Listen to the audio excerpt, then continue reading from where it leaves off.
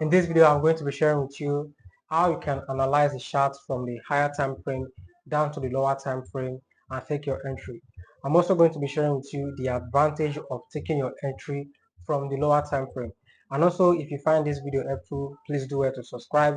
And to those of you who have subscribed, I truly appreciate you. So without much talk, let's get into the analysis. We are going to start by understanding time frames. Now, time frames are very important in trading because they determine how strong a level would be. Okay, this is how strong a level is. Now, the time frames that I use to take my entries and my analysis and my trading in general are basically three time frames. Or most of the time, it is three time frames. Now, we start with the 4-hour time frame. In the 4-hour time frame, what I'm looking out for is the overall market direction. My key levels, which is the support and resistance, and also the candlestick patterns. Then in the 15 minutes time frame, I look out for the market structure and I analyze the market where I have my break of structure, change of character, liquidity, and every other thing. So I do the whole analysis in the 15 minutes time frame. And then in the 5-minute time frame is when I actually take my entry, my SL, and most of the time my exit level. I will explain to you why I use that word most of the time, my exit level from the 5-minute time frame. So without further ado, let's go into the charts so that we will understand all these time frames and how we can use them. Now in the 4-hour time frame, you mark out your support and resistance. Now if you want to mark out the support and resistance, you should mark out the area where the markets have at least the most touches. Okay, so even if it is the week that the market have the most touches, you should mark out that area. Okay, and then also looking out for the market direction. Just by looking at this BTC trade, we can see that we are currently in an uptrend. Okay, the market have changed from a downtrend to the uptrend direction. Now, the candlestick pattern that I said you need to look out for in the 4-hour time frame. If you watch my video on how to read candlestick patterns, you will understand that I said in that video that most of the time, since market move up first to this upside to fill this liquidity, there's a chance of the market coming down to this level again. Okay, so now we'll go down to the 15-minute time frame. Now in the 15 minutes time frame is when you actually start to analyze the market from. Okay, and we can see that this BTC trade has passed this 4-hour support, this 4-hour resistance level. So we are expecting the market to actually come back to mitigate this level, right? But then let's break it down so that you will understand it. Before this 4-hour time frame, there's this order block. And after the order block, the market gave us this inducement. Okay, but we already have in mind that the market is in an uptrend, so we are only looking forward to actually buy the market. So the market gave us this inducement and this order block, and then also there's a 4-hour support level. Since the market has broke it, it's now a support level. There's a 4-hour support level, right? And then we'll go down to the 5-minute time frame. The 5-minute time frame will actually determine how big or small our stop loss would be. So let's go down to the 5-minute time frame. Now this is purely a structural liquidity, but the market has not complete the structural liquidity cycle, because in order for it to complete, there has to be a break of structure to this upside. If you have not watched my video on structural liquidity, you can watch it after you watch this video. There has to be a break of structure before the market will actually come and tap. But if the market does not give us a break of structure, then this would be an engineer liquidity. But I'm just telling you how to apply different time frames, and it is very easy and it is very simple. Like, it's so simple that sometimes you will even surprised if it work or not. But this is what I use to take my entries. Okay, so we have this other block. The market give us an impulsive move. And then we have this liquidity. We are expecting the market to give us a break of structure and then tap to this our other block before we actually buy the market from there. Okay. But before this trade, let me show you this trade. I also um took this trade. I think I took this trade today or yesterday. Let me show you the before and after of this trade.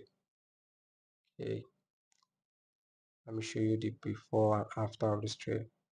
Yes, I think this is the before and after of this trade. Yes, I think so. Yes, this is the before and after of the trade. Okay, this is purely a structural liquidity. Okay, structural liquidity. You have your order block, your liquidity, your break of structure. Okay, you can watch my video on that on structural liquidity.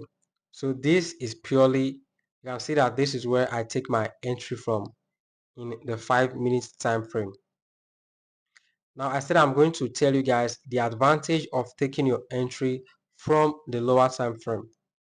Okay, so this video is not for me to actually analyze the market. It's just for me to tell you the different time frames that I use to take my entry from and my trade. Okay. So let me start by telling you guys the advantage of using the lower time frame to take your entry. One of the advantage of using a smaller time frame to take your entry is that it makes your stop loss small, thereby increasing your lot size, risking the same amount of money to make more with small moves in your direction. Then the second one is it enables you to hit TP on time and even with bigger risk to reward. So let me go to the charts and let me explain the first one for you guys. Now the first one, which enable you to risk the same amount, but then your lot size will be bigger for you to make a lot of money with smaller moves in your direction, is, let's say, since you take your entry from this candlestick. Now um, your stop loss is now small. If you are to go to the 15 minutes time frame, let me go down to the 15 minutes time frame first. If you are to go to the 15 minutes time frame, and then you mark out this entire order block. Let's assume you mark out the entire order block from the 15 minutes time frame. Now this trade is a 5 risk to reward, but then since you mark out the entire order block, this trade is now 4 risk to reward. Okay, but then since you take the entry from the lower time frame, let me go back to the lower time frame. Since you take the entry from the lower time frame, your stop loss is now small. And also I'm going to show you another trade that I took from the 1 minute time frame, and the stop loss is even way smaller than this one. Now since the stop loss is small, you can now increase your lot size, risking the same amount of money to gain more with the small movement in your direction. I hope you understand what I'm saying at this point. If you do, please say it in the comment section. So now let me go down to the 1 minute trade, the 1 minute time frame where I actually took this trade from. Let me explain to you from there. Okay. Now you can see that in the 1 minute time frame, this lot size for this trade will be very, very big, and the stop loss will be very, very small. So since the stop loss is small, you can now increase the lot size, risking the same amount of money to gain bigger amount of money with the same movement. Okay, so you just have to increase the lot size. So this is the explanation for the first one. And then for the second one, where's the second one? I'm coming, hold on. And for the second one, it enables you to hit TP on time and even with bigger risk to reward. Okay. Now, if you, this is trade from the 1 minute time frame, like this two trade here is a trade from the 1 minute time frame. But in the 5 minute time frame, it's just how many candlestick? It's just One, two, three, four. It's just four candlesticks or five candlestick rather. So it's just take one 5 minute time frame to give me these two trades in the 1 minute time frame. So you can see that using the lower time frame, it increase your trading ability and efficiency. But most of the time, I take my entry from the 5 minutes time frame. Like 99% of the time, I take my entry from the 5 minutes time frame. So just with three time frame alone, or you can even work with multiple time frame as long as you understand what you are doing. Okay, because as for me, sometimes I go down to the 5 minutes, sometimes I go down to the daily, the four, but because I've mastered the time frame, I'm able to switch these time frames. You get the whole point. So if you are able to switch from different time frames and you understand what you are doing, then everything will be fine. It's just a matter of time and consistency. You practice as you learn, you watch and then you practice. That's how you get better. Because the honest truth is not everything that I'm going to teach you. Like your mentor, even if it's not me, your mentor will not be able to teach you everything. Some things you just have to experience them for your own self with the charts and feel the whole pain for yourself. It's then from the pain and from the experience you get to build your own confidence. You get. So practice back test is very important. And also, if you watch the video to the very end, thank you very much. You can do it to subscribe and you can join my free Telegram community. Okay, I drop I share my trades with them, my trade results I share with them. So you can join it. The link is in the description below.